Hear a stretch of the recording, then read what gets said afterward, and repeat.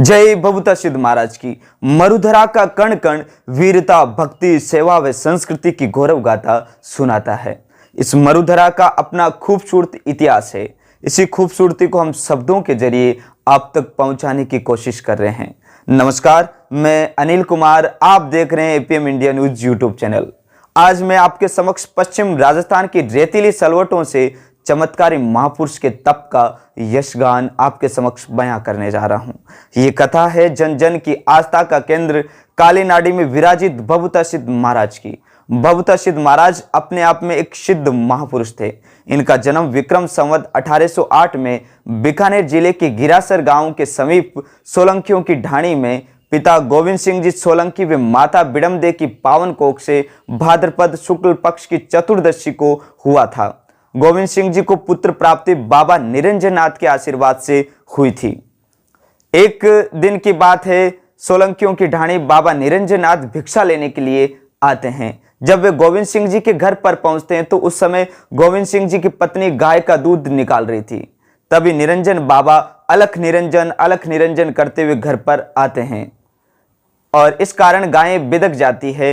बाल्टी के लात मारकर सारे दूध को नीचे गिरा देती है। बिडमदे क्रोधित हो जाती है और बाबा जी को गालियां देने लगती है। इस कारण बाबा जी बिना भिक्षा लिए घर से निकल जाते हैं। पिता न्यायधर सिंह जी व गोविंद सिंह जी क्षमा याचना कर बाबा जी को वापस घर लाते हैं। बाबा जी से बिडमदे माफी मांगती है। बाबा जी 12 साल तक यहीं पर तपस्या करते हैं। गोविंद सिंह जी और उनकी पत्नी बाबा जी की सेवा चाकरी करते हैं। सेवा चाकरी से प्रसन्न होकर निरंजन नाथ गोविंद सिंह जी को पुत्र प्राप्ति का आशीर्वाद देते हुए बोले कि आपके 3 पुत्र और 1 पुत्री होगी। पहला पुत्र जिसका नाम बबूता सिद्ध होगा उसे आप मुझे दे देना, वो मेरा शिष्य बनेगा।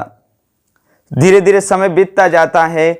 9वें महीने में गोविंद सिंह जी के घर एक बालक का जन्म होता है जिसका नाम बबूता सिद्ध रखा जाता है। समय के साथ 2 बालक और 1 कन्या का जन्म और होता है जिसका नाम शेर सिंह, नरसिंह व कन्या का नाम सिंगार रखा जाता है। इस प्रकार निरंजन बाबा का वचन पूरा हुआ। अब वचन निभाने की बारी आई गोविंद सिंह जी की। इनको अपना पहला पुत्र बबूता सिद्ध को शिष्य के रूप में भेंट करना था, लेकिन वे इस वचन को पूरा करने के लिए मन छोटा कर रहे थे। निरंजन बाबा के बार बार कहने पर भी गोविंद सिंह जी नहीं माने। इस कारण बाबा जी नाराज होकर बोले कि आपको इसका अंजाम भुगतना पड़ेगा। धीरे धीरे समय बीतता जाता है।